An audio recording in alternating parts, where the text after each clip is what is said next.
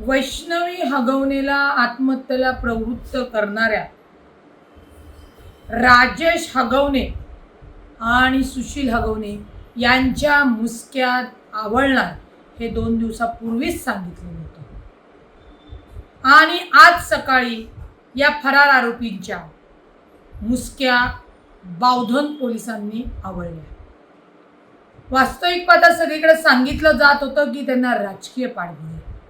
आम्ही स्वतःहून पुढे येऊन सांगितलं की अशा गुन्हेगारांना कोणतंही राजकीय पाठबळ नाही, परंतु या सगळ्या गोष्टी होत असताना खेदानं सांगावं लागतं की हुंडा बळी आज 21व्या शतकामध्ये म्हणजे हगवणेसारख्या लोकांनी जी आपली मुलं बाजारात विकायला काढलेली आहे, अशा वृत्तीची लोक आपल्याला ठेचून काढणं गरजेचं आहे। वैष्णवीच्या वडिलांनी जी काही तिच्यावर घडलेलं आहे, ती हगवण्यांची क्रूरता, मग ती तिच्या वैष्णवीच्या सासूची असो किंवा तिच्या नंदेची असो, तिचा नवरा, तिचा दीर आणि तिचा सासरा, मन हादरून टाकणारी घटना आहे। आता सर्व आरोपींच्या मुसक्या आवळलेल्या आहेत, सर्व आरोपी जेलबंद आहेत। हा गुन्हा फास्ट ट्रॅकवर चालला पाहिजे। फास्ट ट्रॅकवर चालत असताना या आरोपींना कडक शिक्षा 100% होणार, कारण का ज्या पद्धतीने त्यांच्या कृत्या आहेत त्या सगळ्या कृत्याचे पुरावे आता या चार्जशीटमध्ये येतील।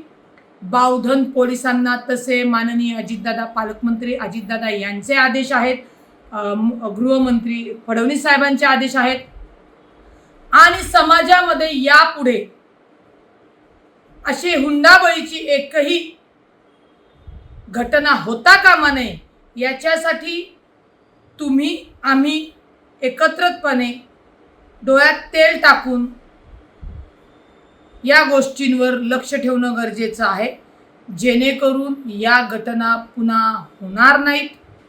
कारण का वैष्णवीला आपण परत आणू शकत नाही, परंतु परत कुठली वैष्णवी होऊ नये याच्यासाठी आपल्याला सतर्क राहावं लागेल, सरकारला राहावं लागेल, समाजाला राहावं लागेल आणि सगळ्यात महत्त्वाचं मुलींच्या आईवडिलांना विनंती आहे की मुलींनी सांगितल्यानंतर, त्रास होतोय सांगितल्यानंतर त्याची तक्रार करा। जर वैष्णवीची तक्रार दाखल झाली असती तर कदाचित आज वैष्णवी जिवंत असती आणि जरी सासरच्यांच्यावर त्रास देतात म्हणून गुन्हे दाखल झाले असते तर त्यांना अक्कल येऊन त्यांनी वैष्णवीचा सांभाळ एकतर चांगल्या पद्धतीने केला असता किंवा त्यांचे वैवाहिक जे जीवनाचे घटस्फोट झाला असता, परंतु वैष्णवी जिवंत असली असती। त्याच्यामुळे मुलीला लग्न करून दिलं म्हणून तिला त्या घरी मरायला सोडायचं नाही, हे प्रत्येकाच्या कुटुंबाने लक्षात घ्या। तिलाही जगण्याचा अधिकार आहे। नाही पटलं तर कायद्याने वेगळे होण्याचा मार्ग आहे, तो अवलंबन केला पाहिजे। नाही का मुलींनी सुद्धा आत्महत्या करून आत्महत्येचे विचार मनात आणून असं पाऊल उचलू नये, हे माझं खरंच एक महिला भगिनी म्हणून सर्वांना सांगणं आहे। कारण का पुन्हा आपल्याला वैष्णवी घडवून द्यायची नाही।